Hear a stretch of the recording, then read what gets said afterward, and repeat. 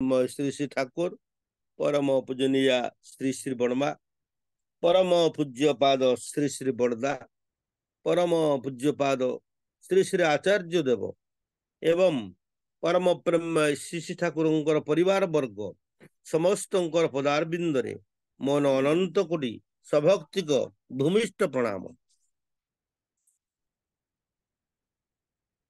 आज पवित्र सत्संगर वरेण्य अध्यक्ष महोदय तथा सम्मानास्पद कर्मकर्ता माने, सम्मानास्पद प्रिय परमंगर पांजाबाही कर्मी मंडली, इष्टप्राण गुरुभातृ मंडली, भक्तिमती मातृ मंडली, सम्मानास्पद साधु सज्जन मंडली, स्नेहर छोट छोट पिलाए समस्त मोर आंतरिक रा और प्रीतिपूर्ण जय गुरु।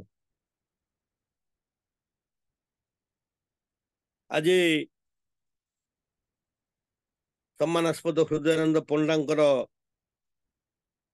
अक्लांत परिश्रम अक्लांत चेष्टा भितर भक्ति तरंग दीर्घ 1006 दिवस पदार्पण करिछि। अवश्य एथिपाई आमर ओडिशार केतक कर्मी हाथ बढ़ी सहयोगर हाथ, जहा फल कि से ठिया हो पारि समस्त साहस धैर्य सांत्वना सहयोग यही आज ये 106तम दिवस पदार्पण कला भक्ति तरंग ई सत्संग।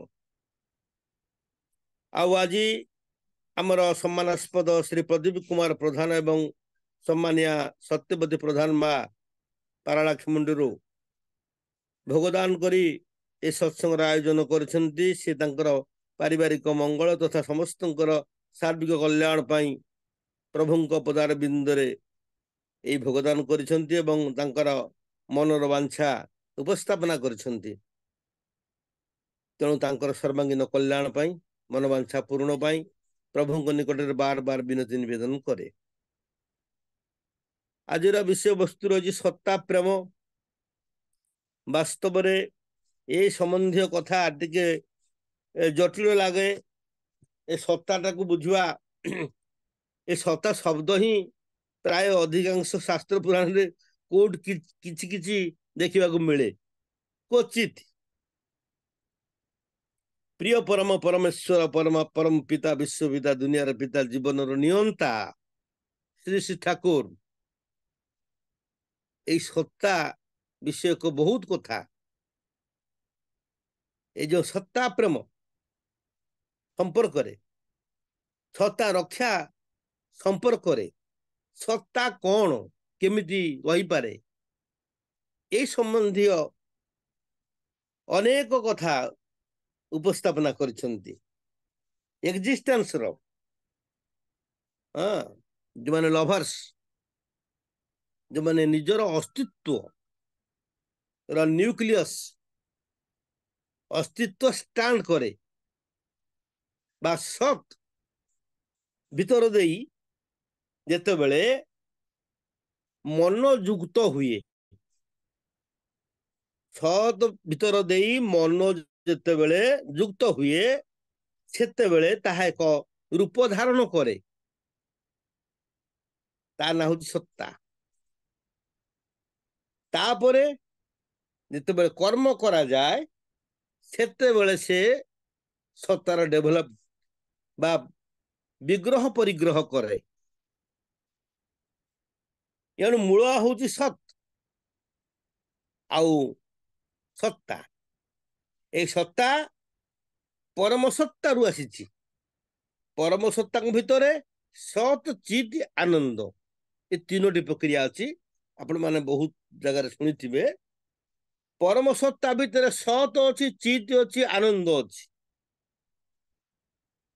आ परम परम सत्तार ये जे अंश ये कणिका ये जो सत्ता ये सत्ता सत जेते बेले आमे माने सत आशा करू जेते बेले आमर चेतनशीलता आसे जीव जंतु कीट पतंग सब सबुठे सत्ता अच्छी जीव सत्ता कहा पाखे सत्ता नहीं बोली कहीबनी।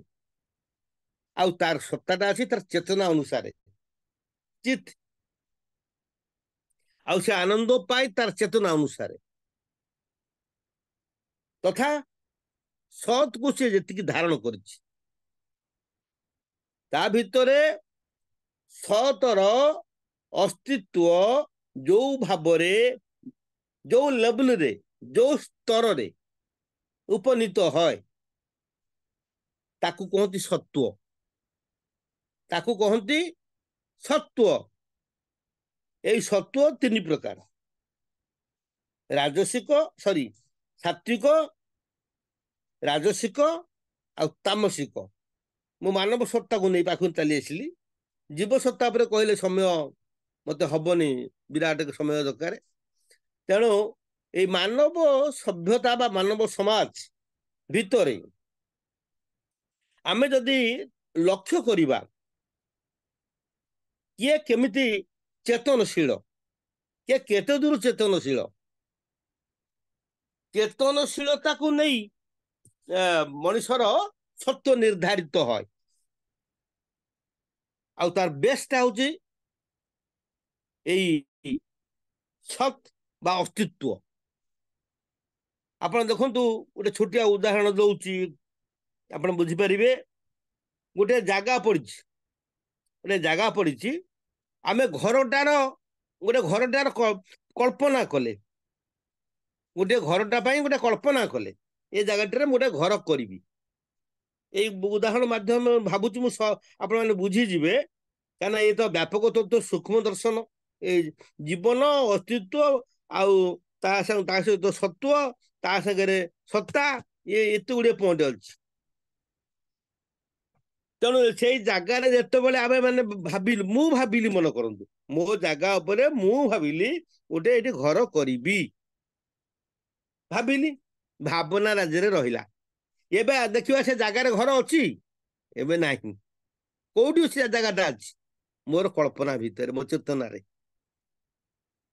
ମୁଁ ଯୋଉ ଶବ୍ଦ ସୋହଂ ହଂସ, ମୁଁ ସେଇ ମୋ ଭାବନା ଭିତରେ ରହିଲା ମୋ ଘର। ତାର ଝରକା କେମିତି ହବ, କୁଆଡକୁ ହବ, କବାଟ କୋଉଠି ଲାଗିବ, କେତେ ଫୁଟ ହବ, ଏକ ତାଲା କି ଦୋତାଲା, ଇତ୍ୟାଦି ଇତ୍ୟାଦି।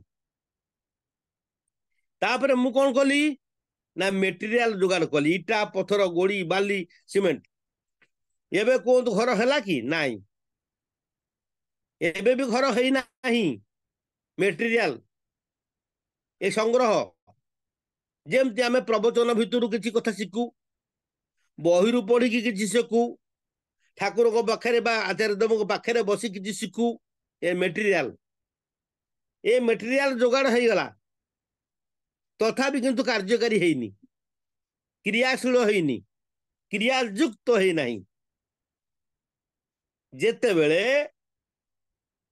ୟାର ବିହିତ ପରାମର୍ଶ ପୂର୍ବକ ଇଞ୍ଜିନିୟରଙ୍କର ହଉ କି କାହାର ଯୋଉମାନେ ଜାଣନ୍ତି, କୋଠାବାଟି ଜାଣନ୍ତି, ତାଙ୍କ ପରାମର୍ଶ ନେଇ ଯେତେବେଳେ ଆମେ ମାନେ ଗାର କାଟିଲୁ, ଆମର ଷ୍ଟେପ ନେଲୁ, ଅର୍ଥାତ୍ ଯେତେବେଳେ ଆମେ ସଂକଳ୍ପବଦ୍ଧ ହେଲୁ, ଯାହାକୁ କୁହନ୍ତି ବାସ୍ତୁ ପୂଜା ବା ଯାହାକୁ କୁହନ୍ତି ନିୟଖୋଳା ଇତ୍ୟାଦି, ସେତେବେଳେ ଆମ ଜୀବନର ପରିକଳ୍ପନାଟା ଧୀରେ ଧୀରେ କାର୍ଯ୍ୟକାରୀ ହବାକୁ ଯାଉଛି। ଆମେ ଗୁରୁ ଗ୍ରହଣ କଲେ, ଦୀକ୍ଷା ନେଲେ, ନାମ ଧ୍ୟାନ କଲେ, ଇଷ୍ଟବୃତ୍ତି କଲେ ଇତ୍ୟାଦି, ଧୀରେ ଧୀରେ ପ୍ରକ୍ରିୟା ଆରମ୍ଭ ହେଲା।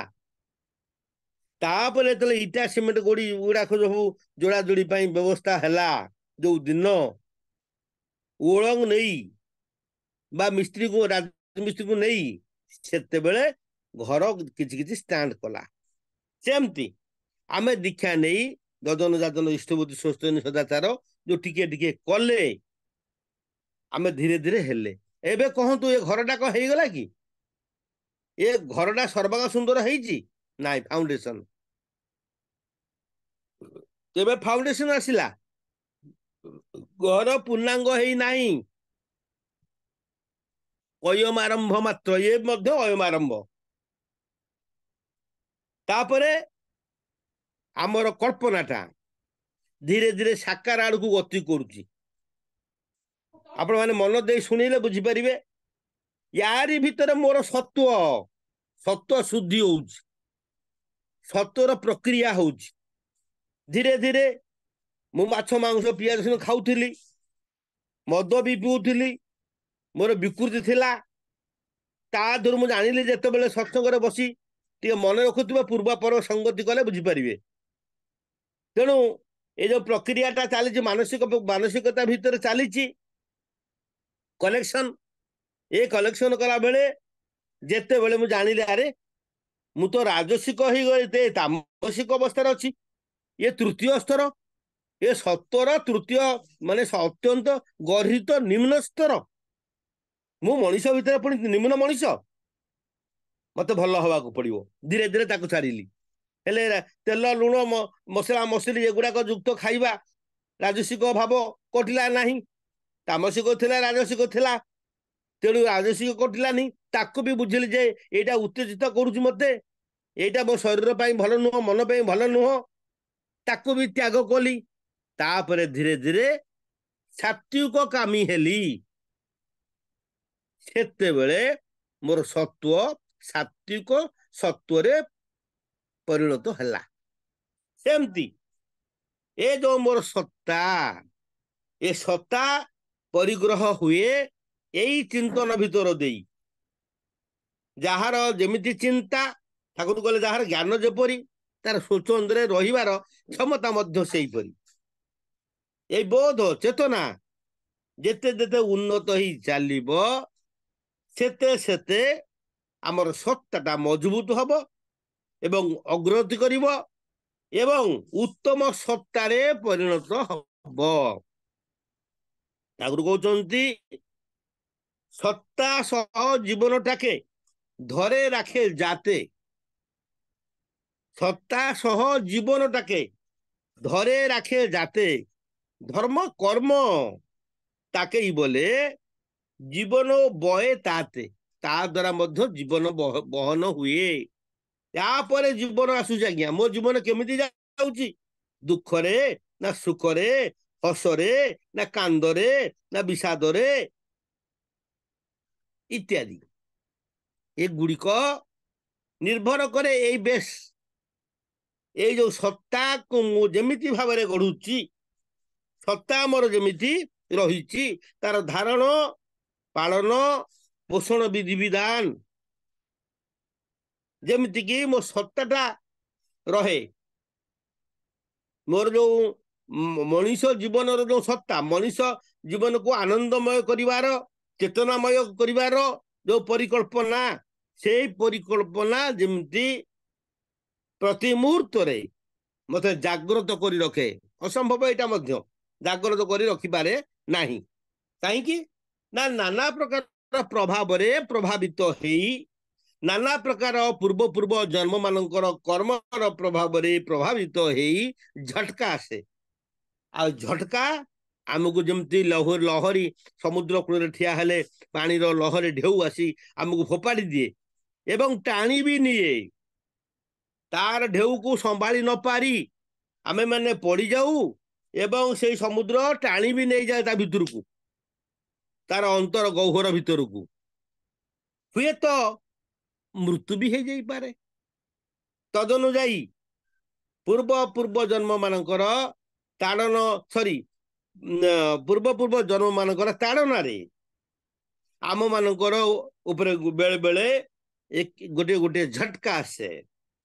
ଯୋଉମାନେ ଠାକୁରଙ୍କ ଦୀକ୍ଷା ନେଇଛନ୍ତି ତାଙ୍କ ମନରେ ଆସେ, ଯାରେ ମୁଁ ଦୀକ୍ଷା ନେଇଛି ଏତେ ବର୍ଷ ହେଲାଣି, ଯଜନ ଇଷ୍ଟବୃତ୍ତି କଣ ତ କରୁଛି ତ ତା କହି ହବ ନାହିଁ, ତାକୁ ତର୍ଜମା କରିବାର ବିଷୟ। କିନ୍ତୁ କହେ ତ ମୁଁ ଇଷ୍ଟବୃତ୍ତି କରୁଛି, ହେଲେ କେମିତି କରୁଛି, କେତେବେଳେ କରୁଛି, କି ଭାବରେ କରୁଛି, ତାକୁ କି ପ୍ରକାର ଭାବିକିରି ବି ଦଉଛି, ତା ବି ଆହୁରି ଏକ ଅଧ୍ୟାୟ। କିନ୍ତୁ ଆଶା କରୁଛି ବହୁତ, ଆଶା କରୁଛି ମୁଁ ଇଷ୍ଟବୃତ୍ତି 8 ଆଣା ନୁହଁ ତ 10 ପଇସା କରୁଛି ନା, କରୁଛି ନା। ଆଉ 30 ଦିନ ନହେଲେ 42 ଦିନରେ ପଠଉଛି ନା ନାଇଁ, 4 ମାସରେ ତ ପଠଉଛି ନା।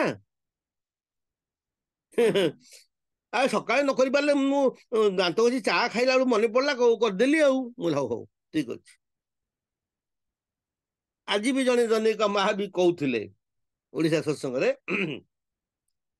ଆଜ୍ଞା ଏବେ ବି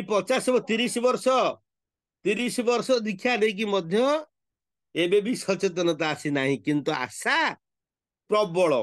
କାହିଁକି ମୋର ହେଲାନି, ଠାକୁର କାହିଁକି କରିଦେଲେନି? ଏ ଠାକୁର କଣ ତୋର ଗୋଲାମ ନା କଣ? ଯୋଉଟା ଠାକୁର ତ ଜାଗିରି ଖାଇଛନ୍ତି। ଆମେ ମାନେ ବୁଝୁନା ଆମର ଜୀବନର ଭାଗ୍ୟର ଯୋଉ ସେ ହୁଏତ ବିଧାତା କିନ୍ତୁ ନିର୍ମାତା ନୁହନ୍ତି। ଆମ ଭାଗ୍ୟର ଆମେ ହଉଛ ନିର୍ମାତା।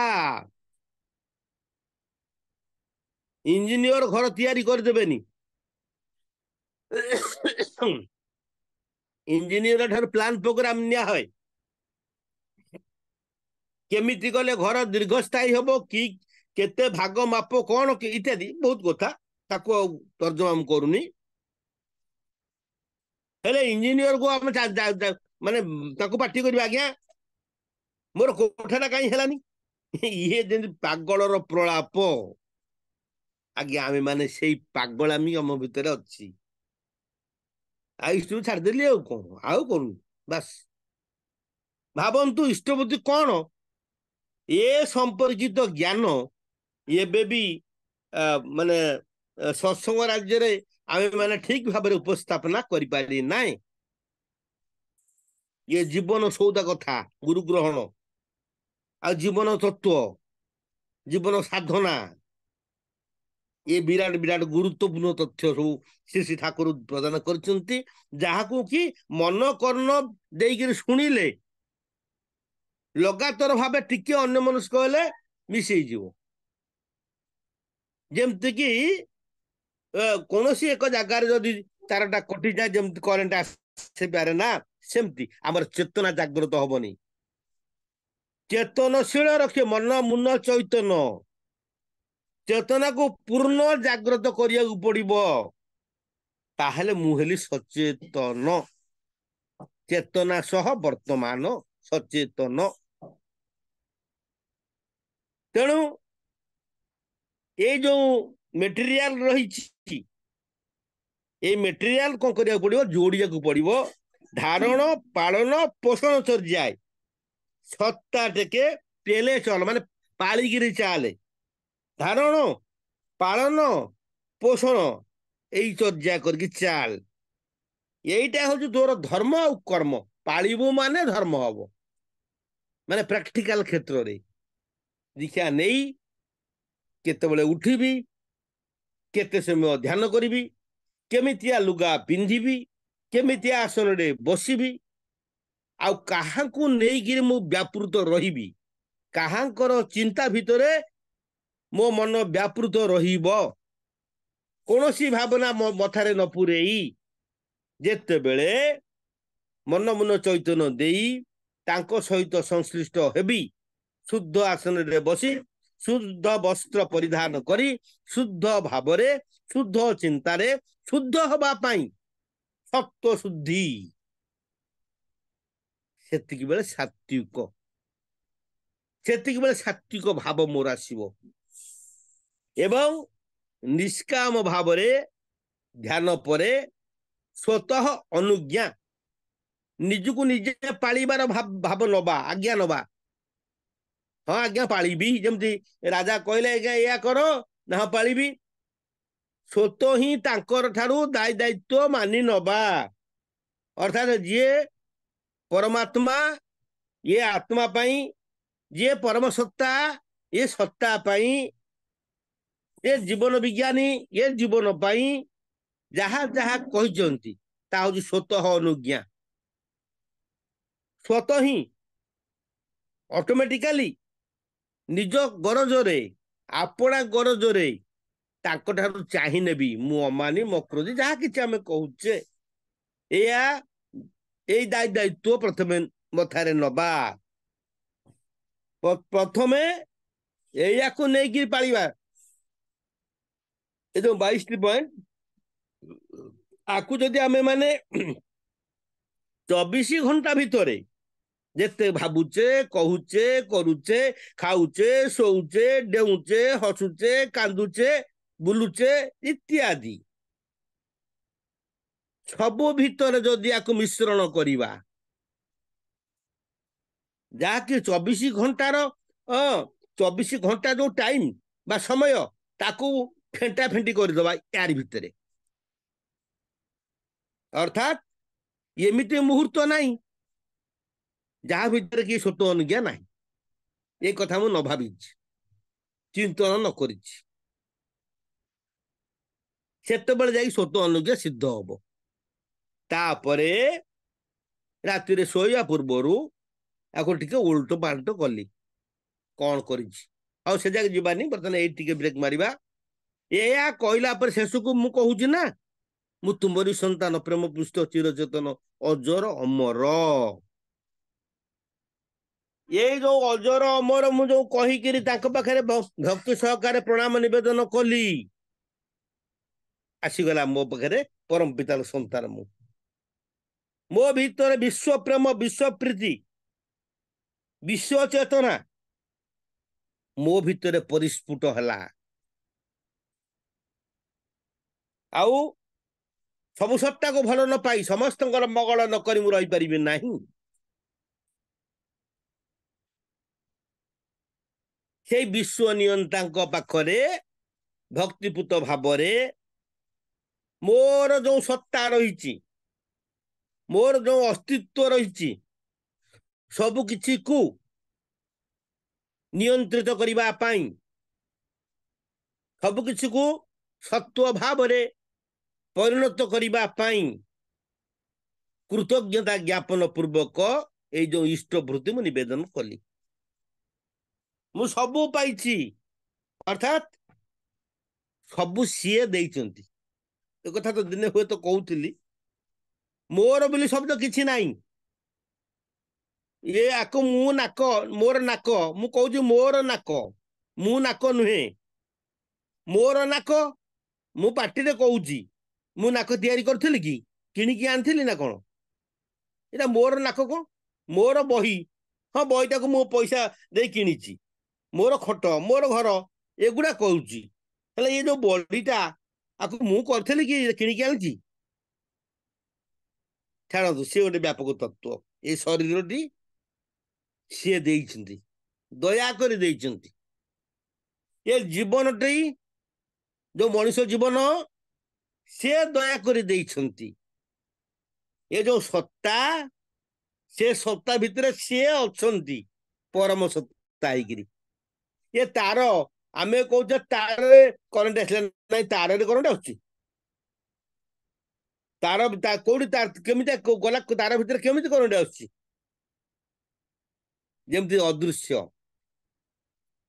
ये ऊपर रबर डी दिया जाइए कोटिंग एवं तार भितरे तंबा हो रस हो तार जाइए तार परिवहन क्षमता थिबारु धारण धारण करिवार क्षमता थिबारु तारी भीतर देई ईश्वरीय चेतना फ्लो करुची माने ये जो करेन्ट आसुची ये जो धारणीय चेतना मु कहि सत चित्त आनंद परम सत्तार अच्छी सबु सत्तार भी अच्छी सबु सत्तार निजर भाव भाग माप अनुजाई अच्छी अर्जन क्षमता नहीं अच्छी प्रक्रिया भीतर दे अच्छी से किंतु मर्कस देइचंती बापा पुओ को जमती चारि पुओ को समान भाव धन धान्य सब किछि बांटी दिए से माने निज योग्यता अनुसार किए हरई दिए किए बुड़े दिए किए कोआड़े विनियोग कर दिए से किए भिकारी हुए किए राजा है तापे बापा माँ दायी नुहंती बा बापा दायी नुहंती सेमती ईश्वर सबु सत्ता भितरे तांकर जहा दबार ता से देइचंती ताको आमे केते दूर से सत्ता को भल पाउचे ये सत्ता जे सबू रो मूल ता प्रति श्रद्धा संपन्न होइचे ता आम उपर निर्भर करे केते दूर होइचे आम कर्म उपरे निर्भर करे आम कर्म कहीदब आम सत्ता को भल पाऊ कि नहीं आमर नित्य दैनंदिन चाली चलन हाव भाव जनईदब आमे निजुकू भल पाऊ कि नहीं प्राय 99% व्यक्ति निजुकू भल पाती नहीं निजुको भल पाती बोली कहती भावती ପ୍ରଚେଷ୍ଟା କରିବାକୁ ପ୍ରେରଣା ବି ପାଆନ୍ତି, କିନ୍ତୁ କରିପାରନ୍ତି ନାହିଁ। ଲୋକ ଜାଣନ୍ତି ସକାଳୁ ଭୋରୁ ଉଠିଲେ ଭଲ, କିନ୍ତୁ ଉଠି ପାରନ୍ତି ନାହିଁ। ମଦ ଭଲ ନୁହେଁ, ଗଞ୍ଜେଇ ଭଲ ନୁହେଁ, ସିଗାରେଟ ଭଲ ନୁହେଁ, ଜାଣନ୍ତି, ଛାଡି ପାରନ୍ତି ନାହିଁ। ତେଣୁ ଠାକୁର କହୁଛନ୍ତି ସେଇଥିପାଇଁ ଧାରଣ ପାଳନ ପୋଷଣ ଚର୍ଯ୍ୟାୟ ସତ୍ତା ଟିକେ ପେଲେ ଚଲ, ମାନେ ପାଳିକି ଚାଲ। ସତ୍ତା ତ ମିଳିଯାଇଛି। ଆମେ ଯୋଉ ଜିନିଷଟି ପାଇଲେ ତାକୁ ଯଦି ଠିକ ଭାବରେ ରକ୍ଷା କରିପାରିବାନି, ତାହେଲେ ସେ ସତ୍ତା ପାଇକି ଲାଭ କଣ? ସତ୍ତାକୁ ଆମେ ଭଲ ପାଇଲେ କୋଉଠି? ମୁଁ ଯୋଉ ଜିନିଷଟି ଭଲ ପାଏ ତାକୁ ପାଇଗଲା ପରେ ଯଦି ତାକୁ ରକ୍ଷଣାବେକ୍ଷଣ ଠିକ ନ କଲି, ତାହେଲେ ଏ ପାଇବାଟା ମୋ ପାଇଁ ସାର୍ଥକ ହେଲା କି? ଯେମିତି ହୁଏ ନା ସେମିତି। ସେଇଥିପାଇଁ ଗୋଟେ ଠୁକର ଦେଇ କହିଲେ ଠାକୁର, ଆରେ ଧର୍ମ ନୀତି ଧୃତିର ନୀତି করলে তার উপহাস, সত্তা যে তোর ধসবে ক্রমেই, নিজের গলায় পড়বে পাশ। ধর্মনীতি হଉଛି লোক ହେ ଧର୍ମ କର୍ମ କଣ, ସେ ଧର୍ମ ଯୁଗ ଅଛି, ଧର୍ମ କୋଉଠି ଅଛି? ସେ ଅମୁକ ନା ଢମୁକ ହେଇଗଲା ନା, ସିଏ ତା ହିସାବର ନିକିତି ଦଣ୍ଡ ଧରି ହିସାବ କଲା। ଅମୁକ ଲୋକ ଏତେ ଏତେ ବଢିଆ ହେଇଥିଲା, କଣ ହେଲା? ଧର୍ମ ତାକୁ ରକ୍ଷା କଲା ବା ଭଗବାନ ତାକୁ ରକ୍ଷା କଲେ? ସେ ଅମୁକ ନା ଢମୁକଟା ହେଇଗଲା। ଏମିତିଆ କଥା। କଣ ବୁଝନ୍ତି କେଜାଣି, ଧର୍ମକୁ ଥଟ୍ଟା କରନ୍ତି। ଧର୍ମ କର୍ମ କିଛି ନାହିଁ, ଇଆ ମାନେ ଯାହା ବଞ୍ଚିଛ ମାନେ ଯାହା ପାରୁଛ କରିଯିବ, ଭୋଗ କରିବ। ଜୋର ଯାର ମୁଲକ ତାର, ଏମିତି କହି ଥଟ୍ଟା କରି ଧର୍ମକୁ ଆଡେଇ ଦେଇ ଯୋଉମାନେ ବସନ୍ତି ସେମାନଙ୍କର କଣ ହୁଏ? ସତ୍ତା ଯେ ତୋର ଧୋସବେ କ୍ରମେଇ, ଯୋଉ ସତ୍ତା ତାଙ୍କର ତିଆରି ହେଇଥିଲା, ଯୋଉ ମାଟିଟି ଭୂମିଟି ଥିଲା ଘର କରିବି ବୋଲି, ସିଏ ଧୀରେ ଧୀରେ ଧୀରେ ବହିକିରି ଅତଡା ପଡିକିରି ସେ ଖସିଗଲାଣି, ସମୁଦ୍ରକୁ ମାଡିଗଲାଣି। ଅସ୍ତିତ୍ୱ ଲୋପ ପାଇଯିବ ଅଚିରେ। ଏଠି ଯେ ଜାଗା ଥିଲା, ଭୂମି ଥିଲା, ମାଟି ଥିଲା, ପୁରୀକି ଯାଆନ୍ତୁ, ଦେଖନ୍ତୁ ସମୁଦ୍ର ଉପକଣ୍ଠରେ ଯୋଉମାନେ ସବୁ ଅଛନ୍ତି, ଅନେକ ନଦୀ କୂଳରେ ଯୋଉମାନେ ଗାଁ ବସତି ଅଛି, ସେ ଗାଁର ଯେମିତି ଅସ୍ତିତ୍ୱ କେତେବେଳେ କଣ ହବ ଠିକ ନାହିଁ, ସେଇ ପ୍ରକାର ଏଇଭଳି ମଣିଷର ଜୀବନ ମଧ୍ୟ କେତେବେଳେ ଲୋପ ପାଇଯିବ। ସତ୍ତା ଯେ ତୋର ଧୋସବେ କ୍ରମେଇ, ନିଜେରେ ଗଳାଏ ପଡବେ ପାଶ। ଯଦି ନ ଯାଏ ଆତ୍ମହତ୍ୟା, ବେକରେ ଫାଶୀ ଲଗେଇବା ଭଳି ହବ। ବେକରେ ଆମେ ନିଜର ବେକରେ ନିଜେ ଫାଶୀ ଲଗେଇଦବା, ଯାହା ଏ କାମଟି ହବ ତାହା ଆମେ ମାନେ ନିଜକୁ ରକ୍ଷା କରିପାରିବା ନାହିଁ। ଭାବି ଦେଖନ୍ତୁ ଏ ସତ୍ତା ପ୍ରେମ କେତେ ମୂଲ୍ୟବାନ ଜିନିଷ।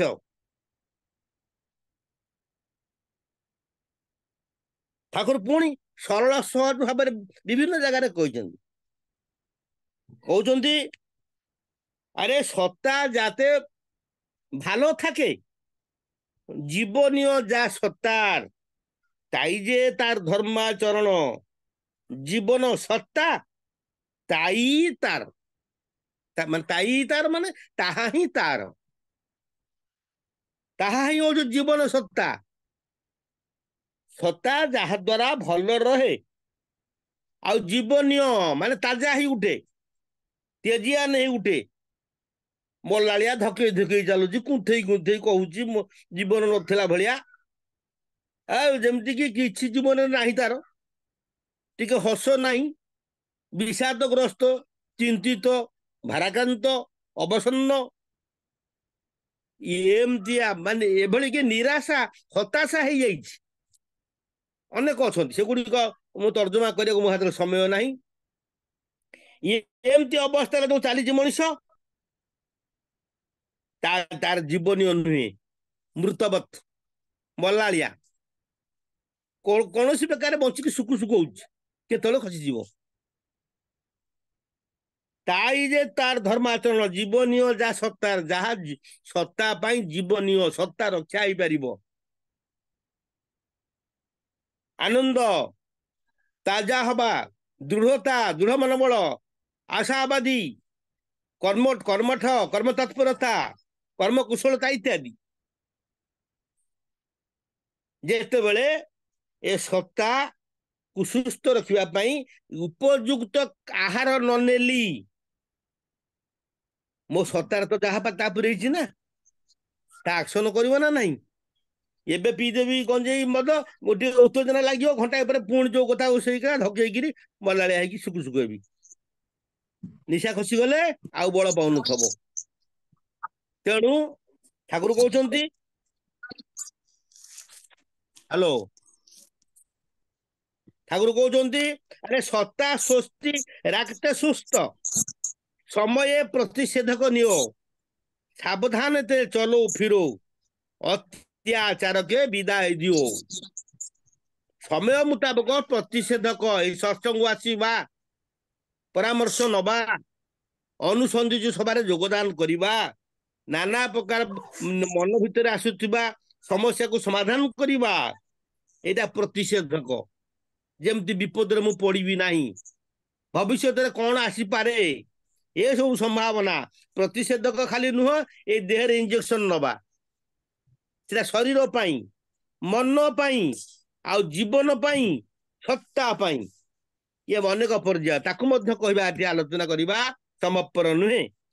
ତେଣୁ ସତ୍ତା ସ୍ୱସ୍ତି ରାଖତେ ସୁସ୍ଥ, ସତ୍ତା ସ୍ୱସ୍ତିକୁ ସୁସ୍ଥ ରଖିବାକୁ ହେଲେ ସମୟ ମୁତାବକ ପ୍ରତିଷେଧକ ନିଅ, ଆଉ ସାବଧାନରେ ଚଲ ଫିର, ଅତ୍ୟାଚାରକେ ବିଦାୟ ଦିଅ। ଅତ୍ୟାଚାର ଯେମିତି ମତେ ଗ୍ରାସ ନ କରେ, କାହାର ଅତ୍ୟାଚାରରେ ମୁଁ ଅତ୍ୟାଚାରିତ ନ ହୁଏ। ଲୋକ କହନ୍ତି ଅତ୍ୟାଚାର ମୁଁ ଆଉ ସହିପାରିଲି ନାହିଁ। ଆଉ সত্তা আপোষী নিরামিষ আহার, সবার চেয়ে ভালো আমিষ আহার, উত্তেজনায় স্বাস্থ্য করে কালো। সত্তা আপোষী নিরামিষ আহার, ମୁଁ ଶେଷ କରି ଆଣୁଛି କଥାଟିକୁ, ଯେ ଏଇ ଶରୀରଟା ତ ଆମ ହାତରେ ଅଛି ନା, ଏଇଆକୁ ଯଦି ଆମେ ଟିକେ ଆଗ ପବିତ୍ର କରିବା, সত্তা আপোষী নিরামিষ আহার, সবার চেয়ে ভালো আমিষ আহার, উত্তেজনায় স্বাস্থ্য করে কালো। এই শরীর ভিতর দেই এই সত্তাକୁ পোষণ କରିବା ପାଇଁ নিরামিষ আহার দরকার। অর্থাৎ সত্য শুদ্ধি ପାଇଁ নিরামিষ আহার 1 নম্বর। অন্ন যেমন মন তেমন, শরীর মাধ্যম খড় ধর্ম সাধনম। ତେଣୁ ଶରୀରକୁ କୋଉ ଭାବରେ, କୋଉ ମେଟେରିଆଲ ଗଢିଛି, উপাদান,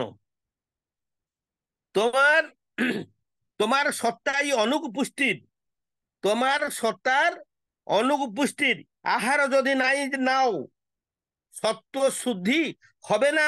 মানেই শরীর মনের বিকৃতি চাও। যদি তু তোর সত্তা অনুপাতিক আহার যদি নিয়মিত গ্রহণ ন করু, তাহলে তোর সত্য শুদ্ধি হবে না।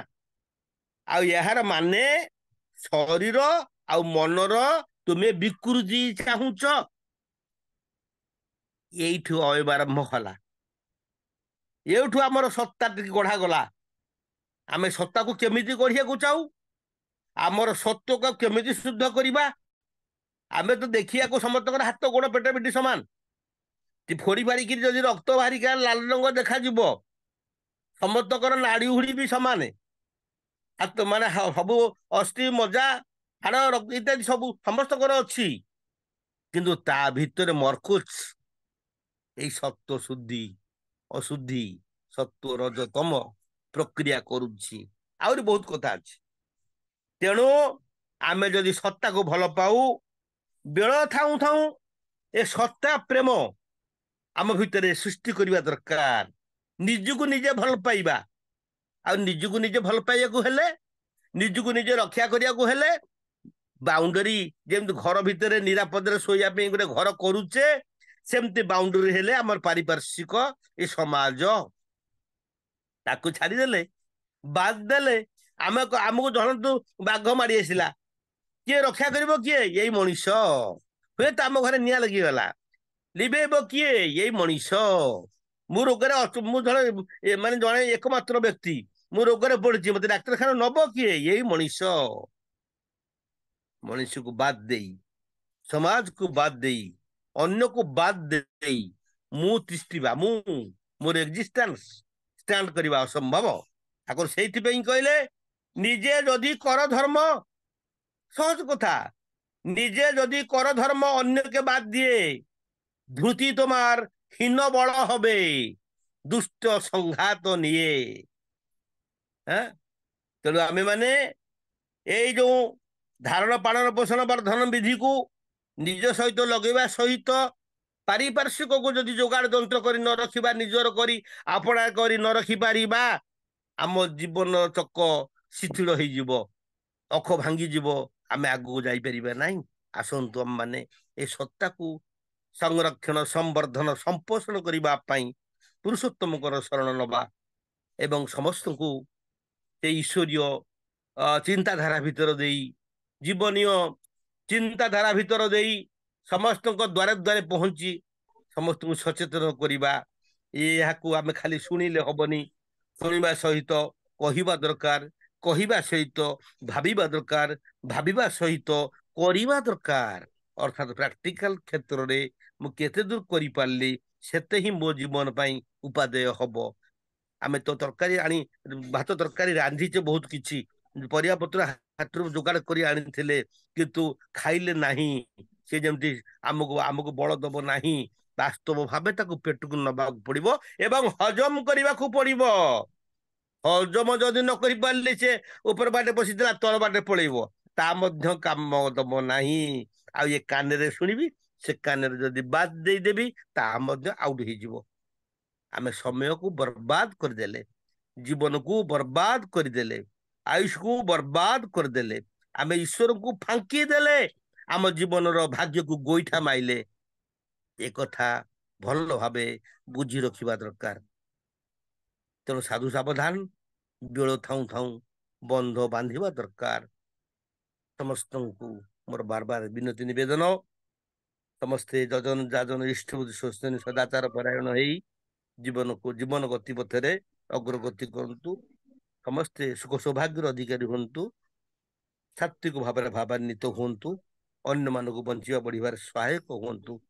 ଏହା ହିଁ ମୋର ଆପଣମାନଙ୍କୁ ବାରବାର ବିନମ୍ର ନିବେଦନ। ପ୍ରଭୁଙ୍କ ପାଖରେ ଆଶୀଷ ଭିକ୍ଷା କରି ରହୁଛି। ଜୟ ଗୁରୁ। ଦାଦା ଜୟ ଗୁରୁ, ଜୟ ଗୁରୁ। ବହୁତ ଭଲ ଲାଗୁଥିଲା ଆପଣଙ୍କର ଆଲୋଚନା। ଆହୁରି ଶୁଣିବାକୁ